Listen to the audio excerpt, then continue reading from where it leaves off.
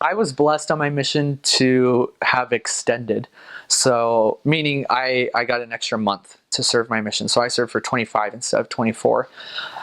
But that wasn't an easy thing or an easy decision. A lot of my companions, former companions, especially my trainer Elder Coombs is just like one of my life heroes, and he had chosen to extend his mission. So the idea was always in my mind, like, maybe I'll do the same thing. Victoria was the area I was serving in, tough area, but I was loving it. I only had, let's see, it was September. I only had till November before I would go home from my mission. And it came out of the blue one night. I was kneeling by my bedside, and my companion and I were having our companionship prayer before we went to bed that evening. And as Elder Best was saying the prayer, the Spirit came to me, and I could almost hear its voice just say, "Elder Gardner, you're extending your mission." And I thought to myself, like, no, like, I'm going home November 16th. Like, I have 2 months left. That feels good. Like, I'm just gonna, go home then. And then the Spirit came back during the prayer and almost chastising me, kind of saying, like, who are you to deny spiritual prompting? You've had so many of these. This is me talking to you. You're not going home in November. You're going home in December. And it was just like riveting, that experience. And after the prayer, we were tired, so he didn't mean to do this, but I was just like, Elder Best, I think I need to extend my mission. And Elder Best just kind of grunted like, that's nice. And then we just crashed, because we're exhausted. But my mission president came to our ward that Sunday to confirm some people that we had taught and baptized. And I pulled him aside for a second. We sat down and we talked together. And he just got so excited. He was, Elder Gardner, that's the best decision you can make. Like, I love it, blah, blah, blah. And then finally he said, but Elder Gardner, you need to make sure that this is the thing you need to do. Just don't extend your mission just to extend. Make sure you feel like it's what the Lord wants you to do. So in 2 weeks, if you still don't feel good about it, call me and we'll talk.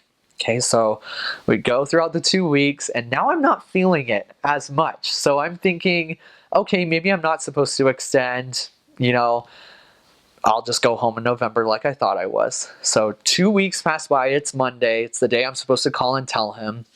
I go to the library because we're emailing home. I open up my inbox, and my inbox is flooded with emails from friends and family back home congratulating me on my extension. And my heart just dropped. I thought, what on earth is happening right now? Who told mom? Who told dad? Like, what's going on? And my mom in her email was like, Dad and I were really hoping that you would talk to us first before you made this decision, but we're so proud of you. We're going to do great. So I called the office. I talked to Sister Maybe, the senior missionary serving there. Just, hey, Sister Maybe, it's Elder Gardner. This is what just happened. And she's the one who, buys the plane tickets. And she thought, oh, Elder Gardner, I thought you made the decision 2 weeks ago on Monday. President Tillman came into the office and said not to buy your plane ticket for November, but to go ahead and buy it for December. So my mission president, having faith in me, knew that I would make the right decision. And he went ahead and made the decision without me giving the confirmation or anything like that. And so kind of swallowed that one and just let it happen. But I knew I still needed the Lord's confirmation in it. So my companion needed to go to a doctor's appointment 2 hours north of Victoria, Nanaimo. And as we were driving back, we hit a lot of traffic. My companion fell asleep in the car. It was a long drive, long day. So it was just some time with me and God in beautiful British Columbia on the highway, on the island. And as I was driving back, thinking about whether or not I made the right decision, on the radio, the CD player, came the hymn, I Believe in Christ. And that hymn has special meaning to me after serving a mission and during it. And it was the EFY 2009 rendition. And as that song was going, I thought about all the people that I taught on my mission, all my companions, all the members, my mission president, all the experiences that I had.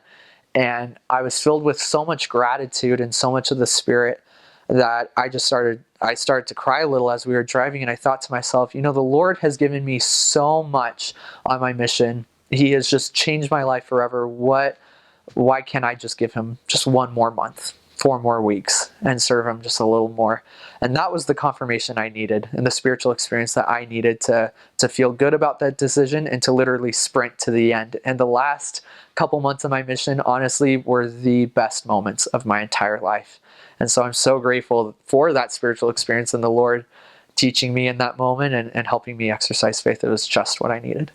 As far as I'm aware, and this isn't quoting like the Mission President Handbook or anything. This is just based on my experience and what I know. As far as I'm aware, I know a mission president, without having to get like higher approval or anything from like the first presidency or anything like that, they are able, I think, to extend or even shorten a mission up to a certain amount of time without any problems. So for me, it was extending 30 more days, and that was just fine. My mission president was able to do that. Anything past that, though, like the missionary department keeps very, very close track of how long you're serving to a T. Anything past that 30 days has to be approved by the first presidency. They can't go beyond that. And so I only know of one missionary from my mission who was able to do that. That was a very special circumstance. But the 30-day extension, I think my mission president really liked to help missionaries do that. And the doctrine behind that kind of being, serve him with all your heart, might, mind, and strength. And so many of us just had such a strong desire to literally give the Lord everything that we had. And for a lot of us, coming home mid-semester where we would just be home doing nothing, it made sense to us. Like, why not just sprint a little harder and give the Lord 25 instead of 24? And for me personally, it was exactly what I needed for my spiritual progression in my life. I don't think any missionary ever needs to feel like, I have to extend my mission to be an incredible Dan Jones missionary or anything like that. That's not the case at all. I think the Lord is very particular about who he prompts to do that and the mission presidents that he prompts to allow that to happen. So I think it's very much case by case. So I don't know how other missions do it, but I know for us, there was a lot of us who felt that burning within our hearts, and I'm grateful that our mission president and the Lord especially allowed that to happen for us.